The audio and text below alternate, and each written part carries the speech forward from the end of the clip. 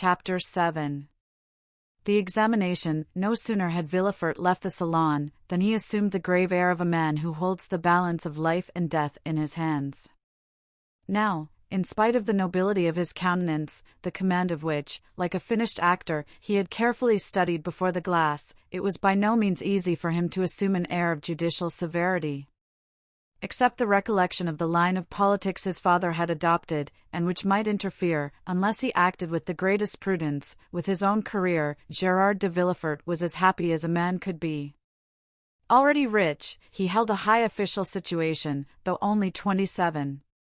He was about to marry a young and charming woman, whom he loved, not passionately, but reasonably, as became a deputy attorney of the king, and besides her personal attractions, which were very great, Mademoiselle de Saint-Méran's family possessed considerable political influence, which they would, of course, exert in his favor. The dowry of his wife amounted to 50,000 crowns, and he had, besides, the prospect of seeing her fortune increase to 500,000 at her father's death. These considerations naturally gave Villefort a feeling of such complete felicity that his mind was fairly dazzled in its contemplation. At the door he met the commissary of police, who was waiting for him. The sight of this officer recalled Villefort from the third heaven to earth. He composed his face, as we have before described, and said, "I have read the letter, sir, and you have acted rightly in arresting this man. Now inform me what you have discovered concerning him and the conspiracy." "We know nothing as yet of the conspiracy, monsieur. All the papers found have been sealed up and placed on your desk. The prisoner himself is named Edmond Dantès, mate on board the three-master the Pharaon, trading in cotton with Alexandria and Smyrna, and belonging to Morel and Son, of Marseilles. Before he entered the merchant service, had he ever served in the marines?" "Oh, no, monsieur, he is very young." "How old?" 19 or 20 at the most. At this moment, and as Villefort had arrived at the corner of the Rue de Concile, a man, who seemed to have been waiting for him, approached. It was M. Morel. "Ah, M. de Villefort," cried he, "I am delighted to see you. Some of your people have committed the strangest mistake. They have just arrested Edmond Dantès, mate of my vessel." "I know it, monsieur," replied Villefort, "and I am now going to examine him." "Oh," said Morel, carried away by his friendship, "you do not know him, and I do. He is the most estimable, the most trustworthy creature in the world, and I will venture to say, there is not a better seaman in all the merchant service. Oh, M. de Villefort, I beseech your indulgence for him." Villefort, as we have seen, belonged to the aristocratic party at Marseilles, Morel to the plebeian. The first was a royalist, the other suspected of Bonapartism. Villefort looked disdainfully at Morel, and replied coldly, "You are aware, monsieur, that a man may be estimable and trustworthy in private life, and the best seaman in the merchant service, and yet be, politically speaking, a great criminal. Is it not true?" The magistrate laid emphasis on these words, as if he wished to apply them to the owner himself, while his eyes seemed to plunge into the heart of one who, interceding for another, had himself need of indulgence. Morel reddened, for his own conscience was not quite clear on politics. Besides, what Dantès had told him of his interview with the Grand Marshal, and what the Emperor had said to him, embarrassed him. He replied, however, in a tone of deep interest, "I entreat you, M. de Villefort, be, as you always are, kind and equitable, and give him back to us soon." This "give us" sounded revolutionary in the deputy's ears. Ah, murmured he, "is Dantès then a member of some Carbonari society, that his protector thus employs the collective form? He was, if I recollect, arrested in a tavern, in company with a great many others." Then he added, "Monsieur, you may rest assured I shall perform my duty impartially, and that if he be innocent you shall not have appealed to me in vain. Should he, however, be guilty, in this present epoch, impunity would furnish a dangerous example, and I must do my duty." As he had now arrived at the door of his own house, which adjoined the Palais de Justice, he entered, after having coldly saluted the shipowner, who stood, as if petrified, on the spot where Villefort had left him. The antechamber was full of police agents and gendarmes, in the midst of whom, carefully watched, but calm and smiling, stood the prisoner. Villefort traversed the antechamber, cast a side glance at Dantes, and taking a packet which a gendarme offered him, disappeared, saying, "Bring in the prisoner." Rapid as had been Villefort's glance, it had served to give him an idea of the man he was about to interrogate. He had recognized intelligence in the high forehead, courage in the dark eye and bent brow, and frankness in the thick lips that showed a set of pearly teeth. Villefort's first impression was favorable, but he had been so often warned to mistrust first impulses that he applied the maxim to the impression, forgetting the difference between the two words.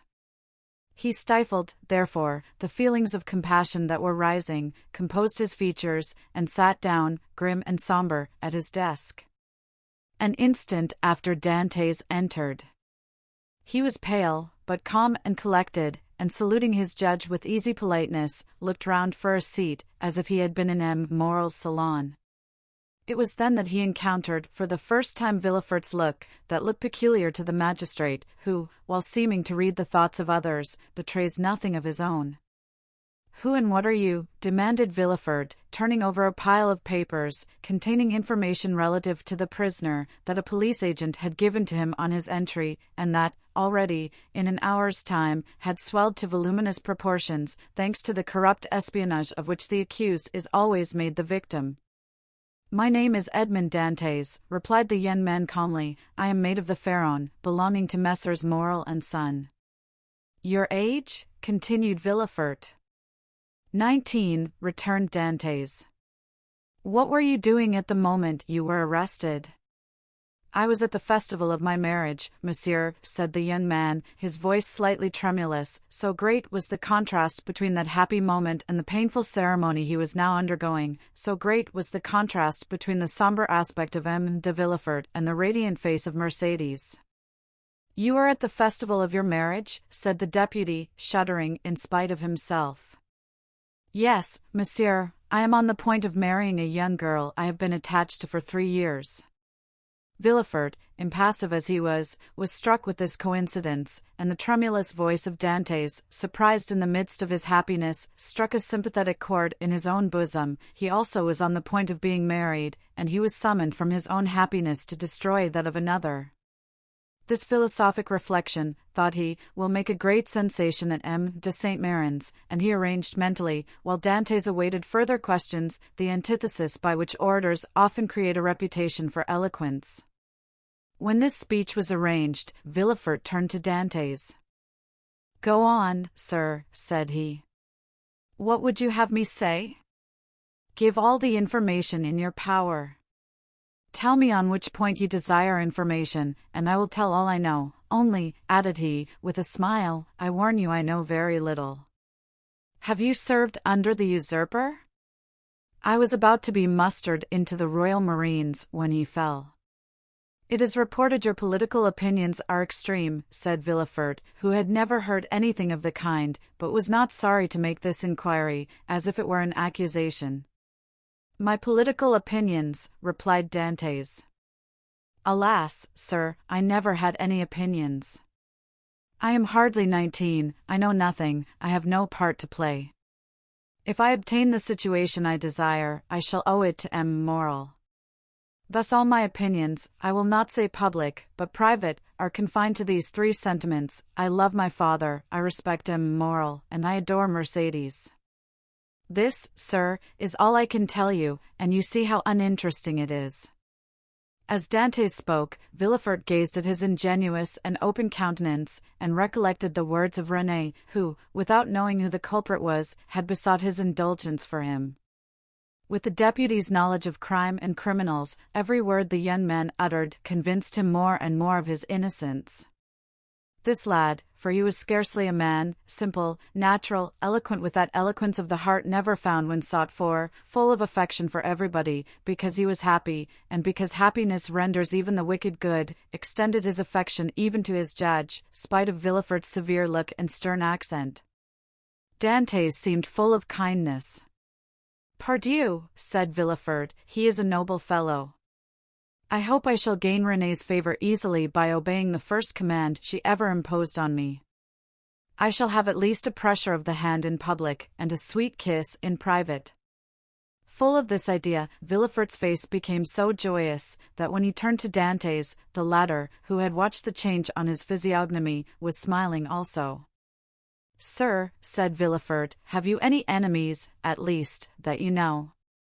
"I have enemies," replied Dantes. "My position is not sufficiently elevated for that. As for my disposition, that is, perhaps, somewhat too hasty, but I have striven to repress it. I have had 10 or 12 sailors under me, and if you question them, they will tell you that they love and respect me, not as a father, for I am too young, but as an elder brother. But you may have excited jealousy. You are about to become captain at 19, an elevated post, you are about to marry a pretty girl, who loves you, and these 2 pieces of good fortune may have excited the envy of someone. You are right, you know men better than I do, and what you say may possibly be the case, I confess, but if such persons are among my acquaintances I prefer not to know it, because then I should be forced to hate them. You are wrong, you should always strive to see clearly around you.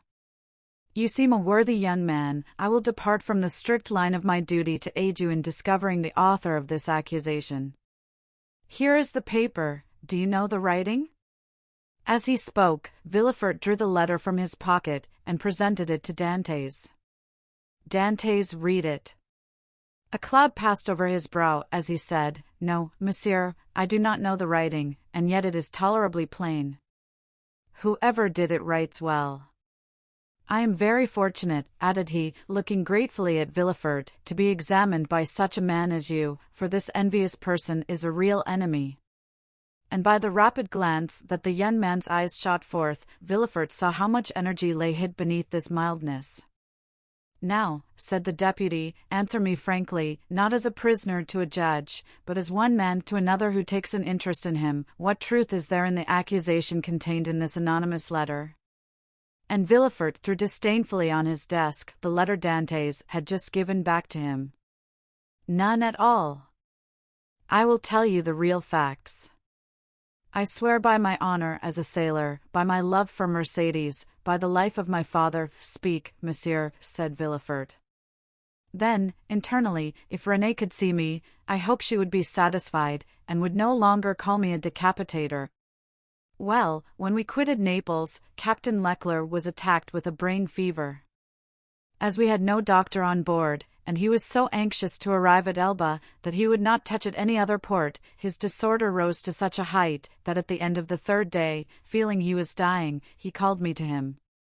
"My dear Dantes," said he, "swear to perform what I am going to tell you, for it is a matter of the deepest importance."